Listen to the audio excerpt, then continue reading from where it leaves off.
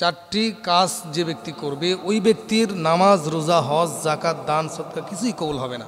আমার ভাইরা, আজকে দেখা যাচ্ছে দুনিয়াতে যাদের টাকা পয়সা আছে, লক্ষ টাকা দান করতেছি, হাজারো টাকা খরচ করে হজ করতেছি, কত মানুষের সহযোগিতায় আমরা পাশে দাঁড়াইতেছি, কিন্তু আমার ইবাদত, আমার দান, সদকা, আমার হজ, জাকাত, নামাজ যদি কবুল না হয়, তাহলে আল্লাহর কাছে আমি কি নিয়ে যাব? আমার মূল্যায়নটা কেমন হবে? এই জন্য প্রিয় ভাই, আমি তোমাকে বলছি, চারটি বদ অভ্যাস যদি তোমাদের মধ্যে থাকে, তাহলে অবশ্যই তোমার নামাজ, রোজা, হজ, জাকাত কিছু কবুল হবে না।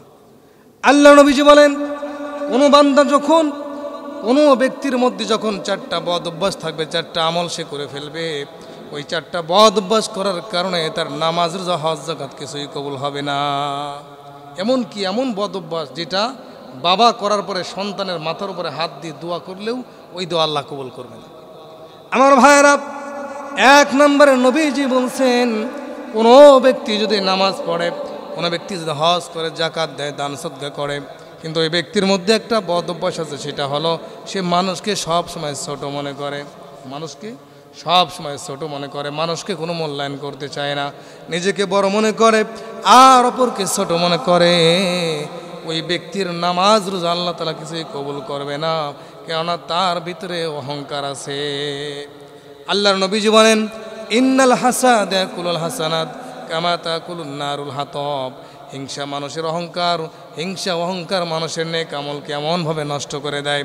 কিছু লাকড়িগুলোকে একসঙ্গে করার পর ওই লাকড়িগুলোকে যদি আগুন জ্বালানো হয়, ওই লাকড়িগুলো যদি আগুন দিয়ে পোড়ানো হয়, লাকড়ি যেমন পুড়ে সব কিছু শেষ হয়ে যাবে, কোনো ব্যক্তির মধ্যে হিংসা এবং অহংকার যখন থাকবে, ওই ব্যক্তির যাবতীয় আমলগুলো নষ্ট হয়ে যাবে।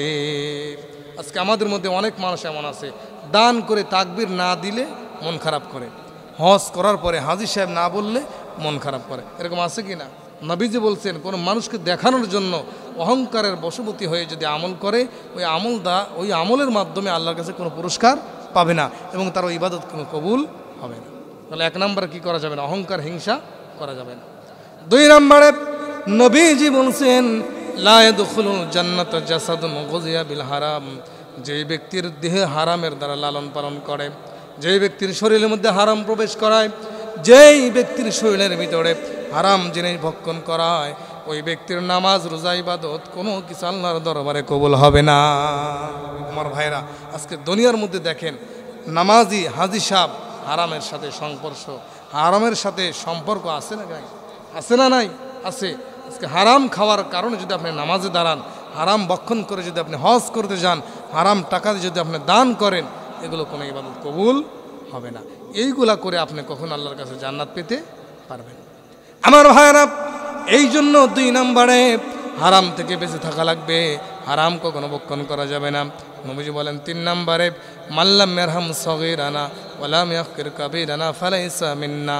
যেই ব্যক্তি নামাজ পড়ে, ওই ব্যক্তি হজ করে, ওই ব্যক্তি জাকাত দেয়, ওই ব্যক্তি দান সদকা করে, কিন্তু বড়কে সম্মান করে না, ছোটকে স্নেহ করে না, এই বদ অভ্যাস, এই কাজ যে ব্যক্তি করবে, আল্লাহ রাব্বুল আলামিনের তার যাবতীয় আমলগুলোকে নষ্ট করে দিবে।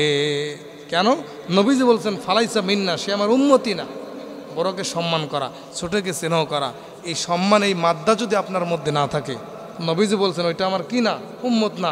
নবী যদি আপনাকে উম্মত হিসাবে পরিচয় না দেয়, আপনি কখনো আল্লাহর দরবারে মাপ পেতে পারবেন।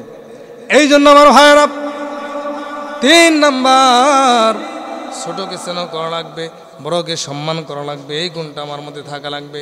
যদি করতে পারি, আমার সব আমল কবুল হবে, আর যদি করতে না পারি, নবী আমাকে উম্মত হিসাবে স্বীকার করবে না। চার নম্বরে নবীজি বলছেন, যেই ব্যক্তি আত্মীয়তার সম্পর্ক ছিন্ন করবে, আল্লাহ রাসূল বলেন, লা ইয়াদখুলুল জান্নাতা কাতিউন, লা ইয়াদখুলুল জান্নাতা কাতিউন। যে ব্যক্তি আত্মীয়তার সম্পর্ক ছিন্ন করবে, আত্মীয়তার সাথে সম্পর্ক রাখবে না, এমন ব্যক্তির নামাজ, রোজা, হজ, জাকাত কোনো কিছু আল্লাহর দরবারে কবুল হবে না। আমার ভাইরা, চারটা জিনিসের কথা বললাম। এক নম্বরে কি করতে হবে? হারাম ভক্ষণ করা যাবে না।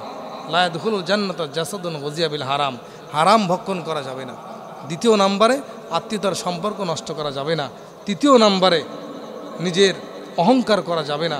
চতুর্থ নম্বরে, মানুষের গীবত, শিখায়েত, বা নিজেকে বড় মনে করে অন্যকে ছোট মনে করা যাবে না। রিয়ামুক্ত, অহংকার মুক্ত, হারাম মুক্ত এবং আত্মীয়তার সাথে সম্পর্ক যদি আমি এগুলো করতে পারি, সম্পর্ক রাখতে পারি, তাহলে আমার যাবতীয় আমল কি হয়ে যাবে? কবুল হয়ে যাবে। আমার ভাইরা, এই জন্য আজকে অনেক মা অনেক বাবা এরকম আছে, সম্পদকে ফাঁকি দিয়ে নিজের সন্তানকে নিজের মেয়েকে জমি জমা থেকে বঞ্চিত করে যদি দোয়া করে দেয়, ওই বাবা মার দোয়া অনেক সময় কি হয় না? কবুল হয় না। এই জন্য সন্তানের সাথে আত্মীয় স্বজনদের সাথে ভালো সম্পর্ক রাখতে হবে। যদি রাখতে পারি, আমার নামাজ, রোজা, ইবাদত, হজ, জাকাত সব কিছু আল্লাহ তাআলা কবুল করবেন।